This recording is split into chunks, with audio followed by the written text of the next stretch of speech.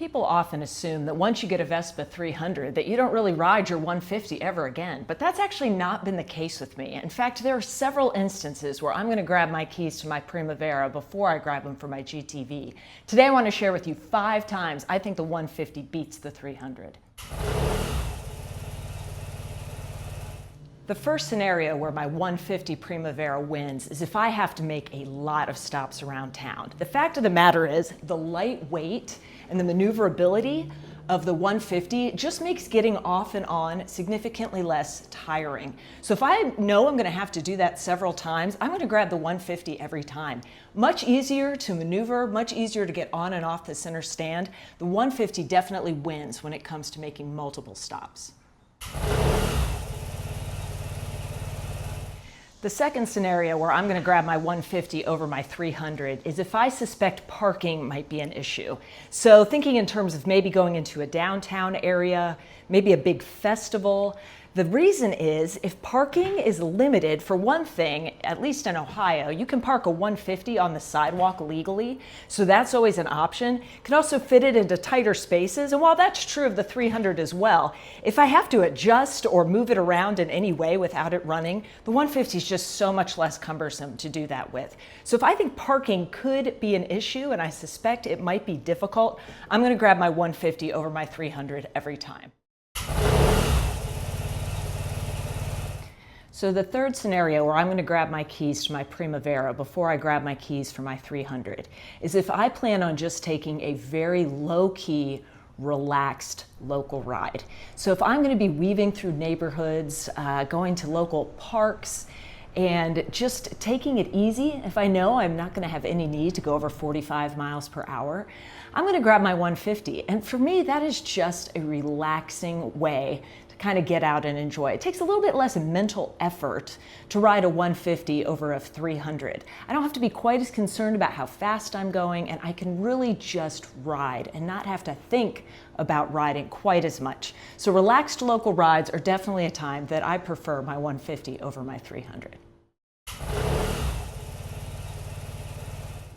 So a fourth scenario when my 150 beats my 300 is if I am introducing somebody to a Vespa for the first time, particularly a woman, because really the 150 is just such a friendly, manageable, less intimidating size.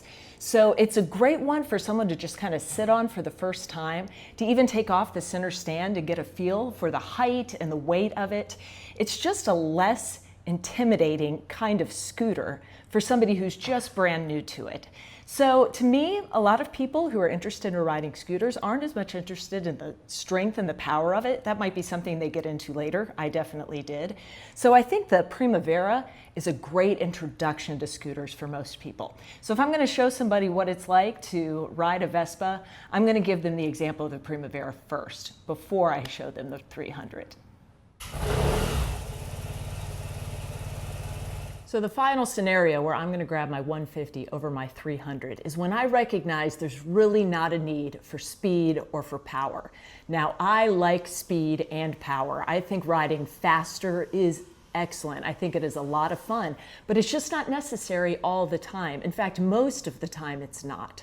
So if I realize that there's really no need for the extra power and the extra speed, then I'm going to hop on my 150 when I run out before I jump on my 300. Because the fact is, going faster is not always necessary or needed, and it's not even necessarily better or more fun. Bigger is not necessarily better. So sometimes the 150 just fits the bill a lot better for whatever it is that I'm doing.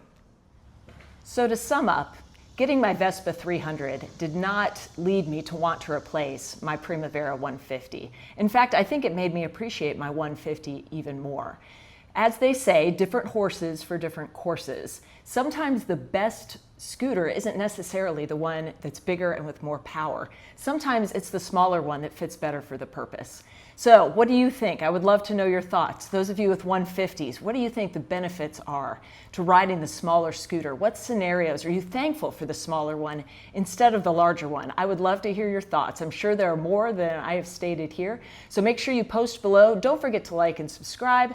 There's a lot more content to come. I have so many more ideas then I have time to implement them. But I'm going to keep at it. I appreciate your love and support. I will see you next time.